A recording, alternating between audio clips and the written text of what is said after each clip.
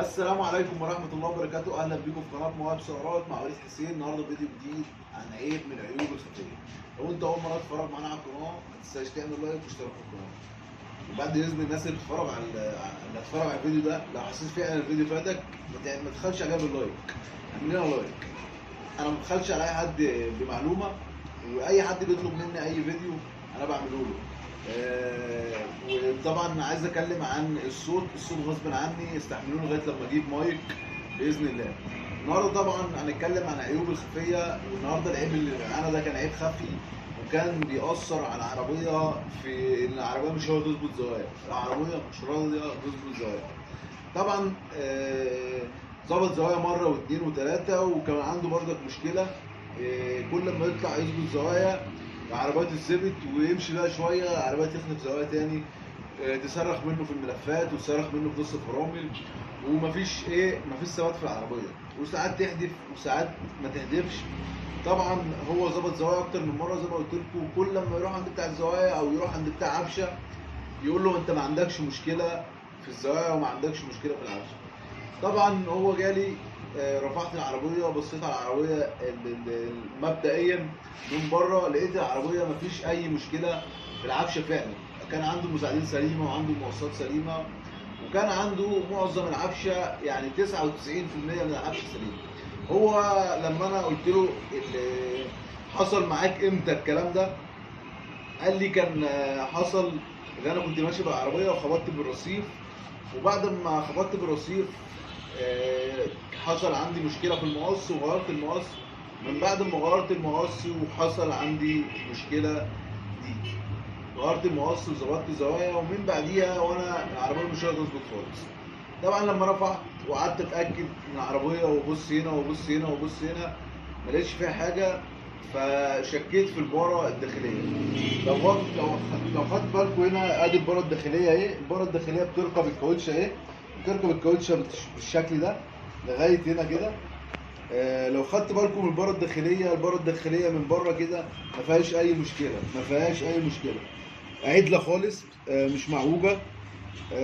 لما انا فكيت الباره خالص من مكانها انا شكيت في الباره اللي هي اتعوجت، لان العيب ده حصل زمان معايا في عربيه، حصل زمان معايا في عربيه برضك. كان عربيه كان فيها مشكله، وكل ما يظبط زوايا يحصل كده. فانا رحت فاكك العيب، فكيت الباره خالص من العربيه، فكيت الباره الخارجيه اهي، فكيت الباره الخارجيه. دي الباره الخارجيه اهي بتركب هنا.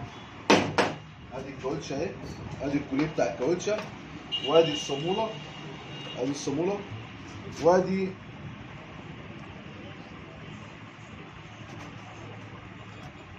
البره الخارجيه. انا فكيتهم خالص، وادي البره. طبعا هي بتركب في العربيه بالشكل ده، الجزء ده كله بيبقى راكب في الدركسيون زي الشكل ده بالظبط. بيبقى زي ما انتم شايفين دي علبه دركسيون كامله اهي، وبيبقى الباره الداخليه راكبه في الدركسيون بالشكل ده. والجزء الداخلي ده ما بيبقاش باين زي ما هنا، مش باين كده، مش باين خالص. الجزء الداخلي اللي بتتحرك دي كده، البيضه الداخليه دي ما بتبقاش باينه. فانا رحت عامل ايه؟ فكيت طبعا الكوليه ده، فكيت الكوليه ده وشديت الكاوتش بالشكل ده كده.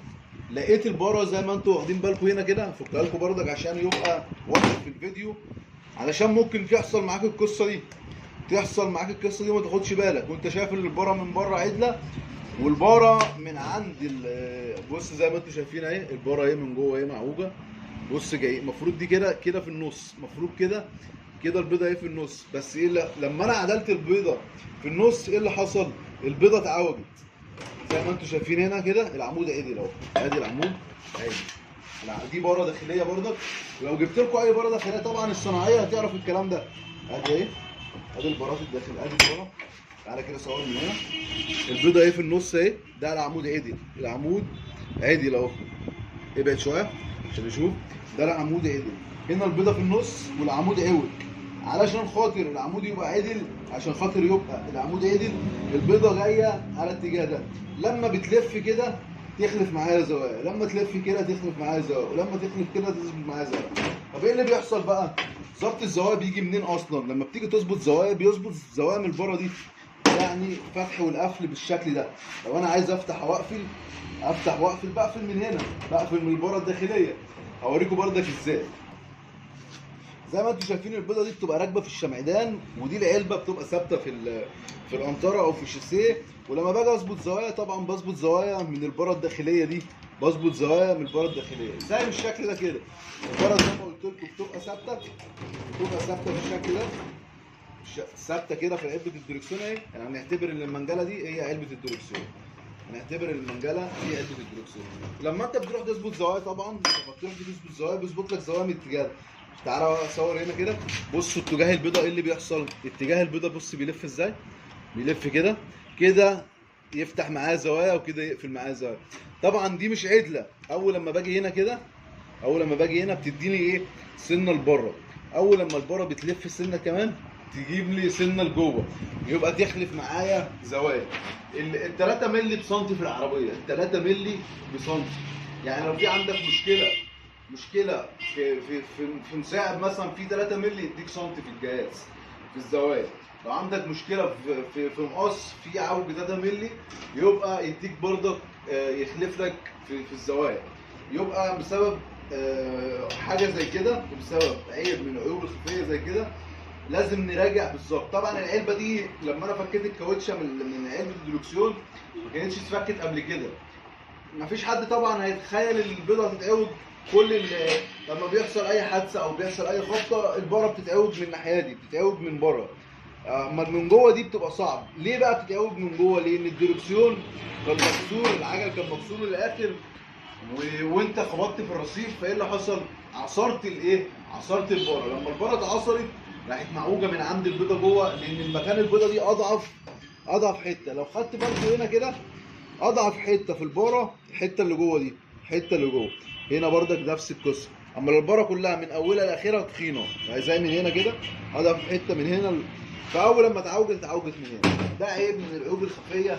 لو انت عندك العربيه مش راضي تظبط زوايا وحاسس العربيه مش مظبوطه من مكانها، وانت حصل عندك قبل كده خبطه او دخلت في رصيف، لازم تراجع الحاجات دي، لازم تراجع الحاجات دي. لو الفيديو عجبكم ما تنسوش تعملوا لايك واشتراك في القناه، وشكرا لكم في قناه مواهب ثروت.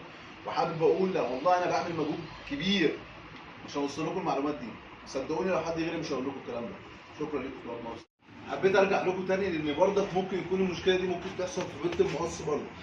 يعني لو انت عندك حصل لك مشكله في مثلا زي ما قلت دخلت مثلا حد دخل فيك او انت دخلت في رصيف او الكلام ده، ممكن برضك لو انت ظبطت زوايا وطمنت على الباره ولقيتها ما فيهاش مشكله، برضك تطمن على بيت المقص لان ممكن تتلوح نفس اللوحه.